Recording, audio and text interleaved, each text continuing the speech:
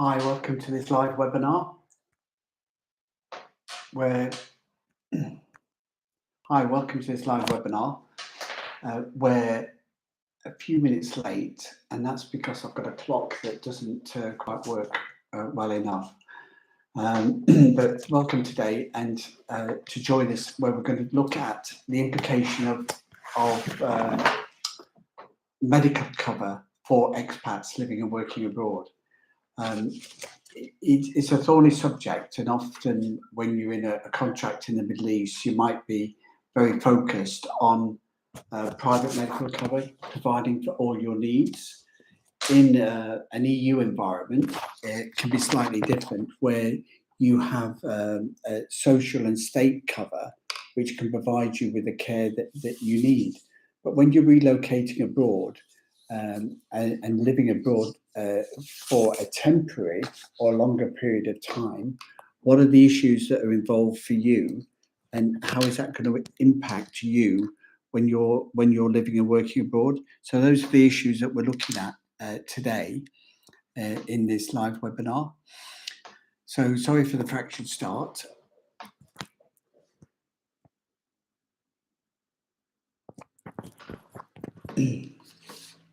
Welcome to this live webinar. Today we're looking at medical cover for expats living and working abroad. We're also on Twitter Space, where you can join us and ask us questions on there, and go and listen back to that later on. And after the event today, we'll be hosting a few more questions there. But what we'll do is we'll start off with our living and working abroad for webinar. So we're looking at three things today. We're going to look at a preview of how state medical benefits can impact the decisions and the choices and the requirements for expats living and working abroad. We're also going to look at how somebody qualifies for the NHS. So for UK citizens, then they're used to qualifying for the NHS. But what happens when they go expat, or what happens when somebody relocates to the UK? What is their NHS entitlement? And when you're working abroad, what does that mean? How are you going to be covered? And what are the tax and the qualifications for you and for your family, and then how it works? We've recently, in our recent webinars, we've covered issues around paying national insurance to qualify for state pension. If you're an expat and you're paying UK voluntary contributions for state pension entitlement, it doesn't qualify you for anything else. But if you're a short-term working abroad and you're paying class 2 national insurance, you're actually entitled to some additional allowances and benefits as well. What we're looking at here, specifically from the UK, is a qualification for the NHS and that medical cover. And we want to juxtaposition that against the EU. Now, each EU country or each health service in any country around the world has got different rules, different requirements, and that's going to make it for a different decision. So we'll start today with looking at the four subjects we've discussed, and then we're going to roll that out and look at some broader issues in the coming weeks. So don't forget to subscribe to our YouTube channel to stay in touch for expats, not just living abroad, but working abroad in the UK, in the EU, and around the world, to find out how we can do. So if you've got any questions, you can leave them, type them during this live webinar, and we will answer them. So let's move on to the next stage. The UK has got a social insurance agreement with the EU and EEA. It should be as simple as that, but it never is. But in essence, there is a social insurance agreement between the UK, the EU, and the EEA countries. That includes the EU, plus includes countries like Liechtenstein, Iceland, and Norway, and Switzerland. But each of them is slightly different, so it gives different criteria and the pre and post Brexit rules have different criteria as well. Outside the UK, there's a limited amount of cover, so there's some social insurance agreement, but not necessarily for the healthcare. So these are the issues that you need to consider. So an expat needs to consider what the scope of any private medical insurance that they require while they're in the UK is, vis-a-vis what the state is. Similarly, if you're going to live and work abroad in the EU, it's a different set of criteria than considering going to work outside the EU, such as the Middle East, Asia, America, or South America. Your residency is also a factor in this about what cover that you're going to get. Not just if you're paying the social insurance in that country, but what are the benefits and the allowances that you qualify. So we've said before that you could be paying class 3 voluntary contributions, but you don't entitle you to any benefits.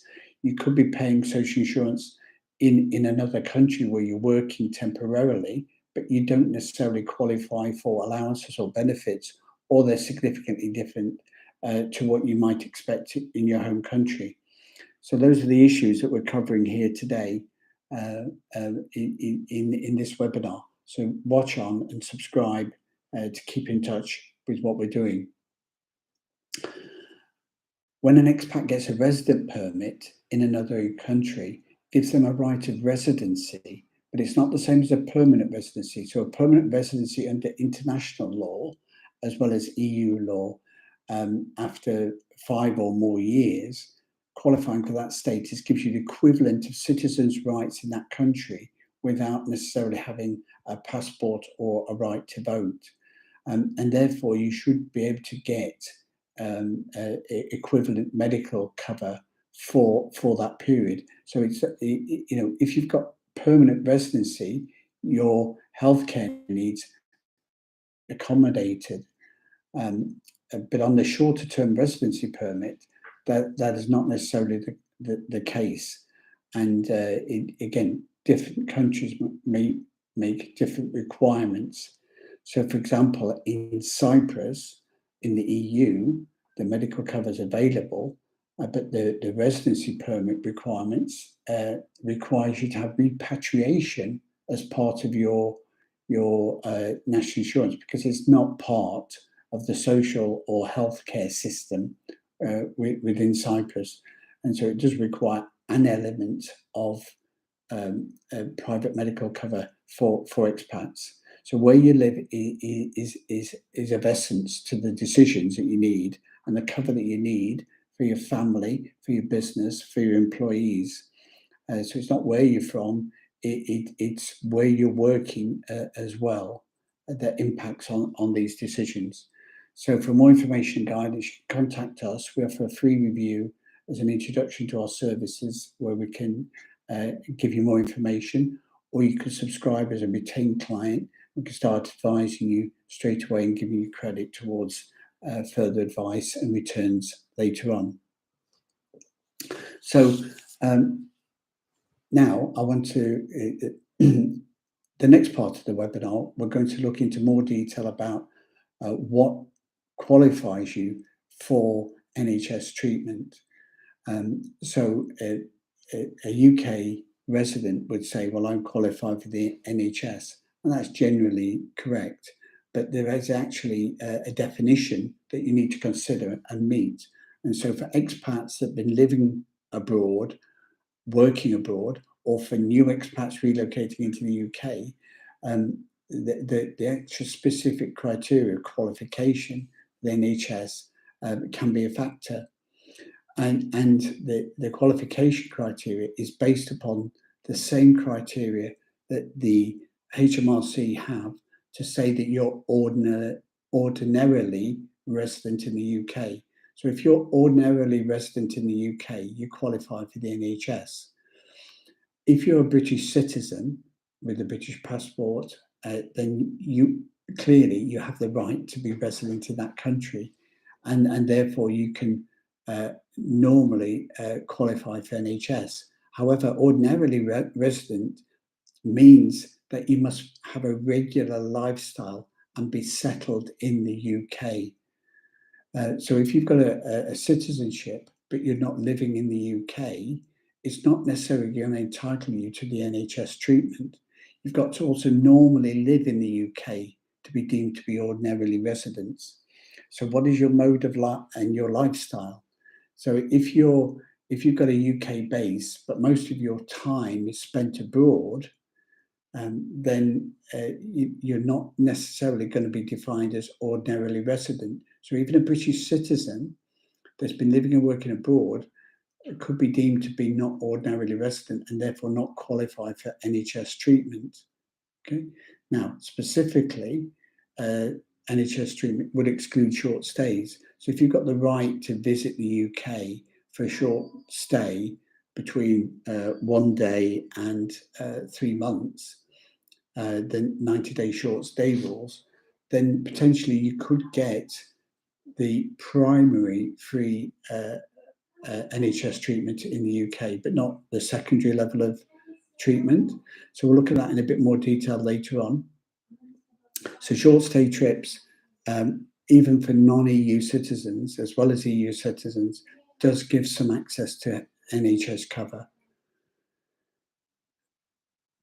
So if you're UK citizen, but you're resident abroad, and you're not ordinarily resident in the UK, then you will not qualify for NHS treatment. But when you visit on a short stay, you will qualify and be able to get the primary treatment at the GP, but not more complicated treatment later on. So let's have a look in more detail about what happens when an expat, a UK expat, starts to work abroad. How does that impact what their status is? If you start working abroad, then clearly you can no longer be ordinarily resident. Having said that, you can be working in the UK and working in a second country as well. So if you've got a job in Switzerland and a job in the UK, you can still be ordinarily resident in the UK, but special rules would apply, not just for your social insurance, but also for your medical country. But it's on a country by country basis, and that will have an impact on what the decision and what your level of cover is. So contact us at privatepartnership.com for more information and guidance. You may need to pay social insurance, you may need to pay national insurance in one or more country, and that depends. So there's a system of transferring social insurance between two countries, which you can consider and can be adopted, but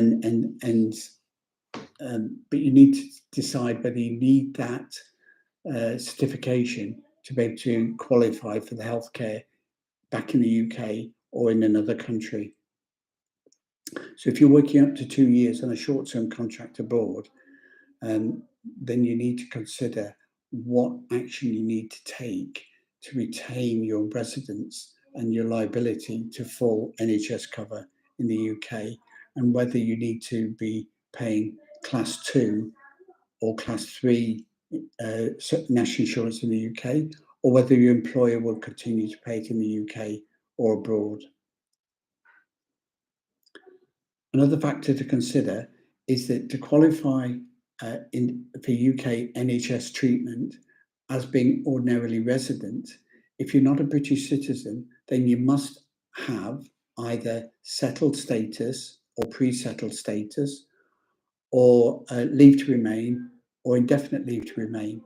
So the settled status specifically refers to EU expats that were living and working abroad in the UK before Brexit and had their resident permits covered under the withdrawal treaty. So the pre-settled status needs to be confirmed with settled status after 5 years.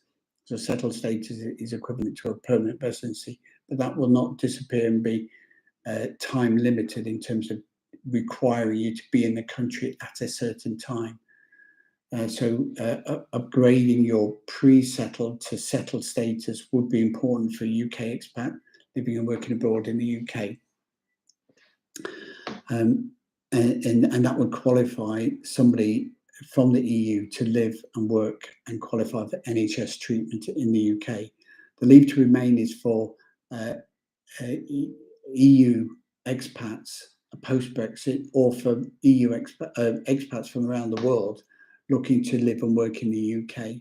So initially they would need a leave to remain, which can become an indefinite leave to remain, a permanent residency after 5 years. So those are required to be ordinarily resident if you're not a British citizen. So if you're not a British citizen, you need to have a settled or a leave to remain status that's valid to be deemed to be ordinarily resident and qualified for medical cover in the UK. For more help and guidance on your residency, your tax residency, contact us at privatepartnership.com. Fantastic website. Go and find out some more. Moving on. So let's have a look specifically at what the NHS means in the UK. The UK has got a reciprocal social insurance healthcare agreement with the EU and the EEA. That includes the EU countries as well as Liechtenstein, Iceland, Norway, and also added onto this all the time is Switzerland, because Switzerland are a bit different to the UK, they're a bit different to the EEA countries. And they provide reciprocal healthcare solutions. So the EU issue an EHIC, and a European Health Insurance Card, EHIC, and any EU expat or from anybody with the EEA, so Switzerland, Norway, Liechtenstein, Iceland would issue these as well. Living and working in the UK can use that to get themselves access to primary and secondary NHS cover while they're in the UK. So generally, bear in mind that the secondary cover, you need to be deemed to be ordinarily resident in the UK. But if you're travelling and your short stay rules, the HIC card will cover you in the UK for NHS benefits. Now, when the UK left the EU, the reciprocal agreement with the EU for health care and national insurance was maintained or updated post-Brexit. But the UK is not part of the EIC system, so they've created their own, but it's exactly the same, except it's now called the GBHIC, the British Health Insurance Card. So you need to get one of those if you're a British citizen, if you're going to work and travel short term in the EU and EAA countries that you want to potentially have your family, your employees, and your business covered by medical cover in those countries. But again, it's designed for the short trips.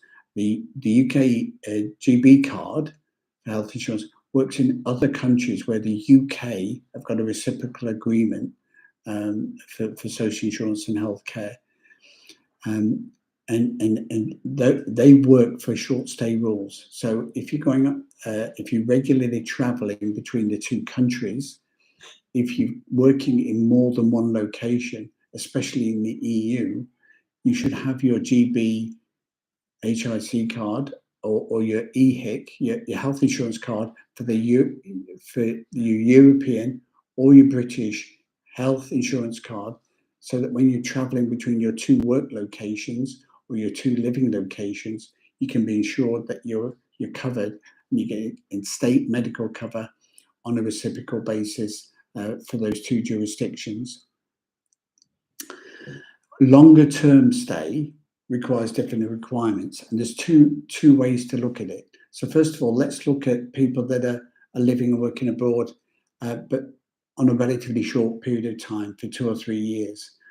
You can get an S1 from your home country, which allows you to travel it allows you to transfer your healthcare into your new country of residence. So if you don't meet your home country, whether that's NHS in the UK or your home countries in the EU country, but if you don't get that healthcare there, because you're not ordinarily resident and you want to transfer your residency to another jurisdiction, then you would get an S1 form that could permanently transfer your healthcare because you're living and working abroad, either as a retired pensioner or as a short-term 2-year working contract.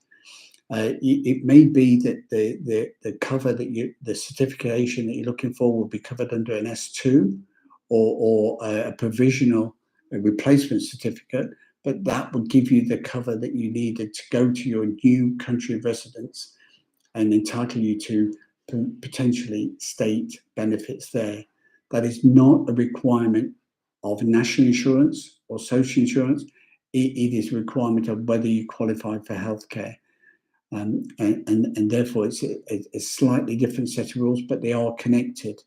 What you must have to be able to use an S1 or an S2 to transfer is a right of residency in your new home country. So if you're traveling on short trips to work in a second country, but you're not required to register for healthcare and you haven't got a permanent home there, you don't meet the residency requirements there, then you won't be able to have the residency permit and the entitlement to local state healthcare there, in which case you fall back on the health insurance card, be that British or European. So if you're long stay working abroad, you need your resident permit to be in place to be able to implement a transfer of your healthcare entitlement using an S1 and S2 or provisional replacement certificate. For more information and guidance, this is what ProAct do. We look after your tax residence and your residency permits when you're relocating overseas and working abroad. So contact us at proactpartnership.com and subscribe and tell all your friends. Thank you very much. If you're living and working abroad on a longer term basis, or even if you're working abroad on a short term basis within the 2 years, it could be that you need to register and work and pay social insurance in that other country. So normally you only need to pay national insurance in one country, but you may be required to pay in more than one country. And the rules are different depending upon what the circumstances are. So generally here we're talking about EU, European Economic Area countries and Switzerland, and there's slightly different rules. The NHS can allow you to have cover for primary cover on short stay trips, but if you've moved permanently and you want access to secondary cover as well, then you need to be clear, because if there's a requirement for national health, then what you need to do is have your employment or your business registered in your country of residence. If you're an employee, the responsibility for national insurance contribution is yours, and it's incumbent upon you to provide for the employee, so the employer to provide the national insurance contribution payments for the employee for the country in which they're tax resident, whether that's the UK or whether it's any other country abroad. So if you have an employee that you're a UK-based business and your employee is working in another jurisdiction, and in that jurisdiction, for them to live and work, they're required to pay national insurance, then that is the employer's requirement to do that. And you may need to register a branch in that location. You may need to change your employee's contract to a contractor to enable them to register as a sole trader in that country, or you may need to use an employer of record to cover the local social insurance provisions.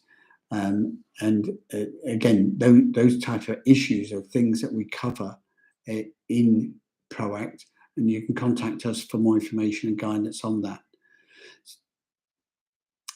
Short stay rules can give you short-term cover, but they're not going to give you cover in the long term.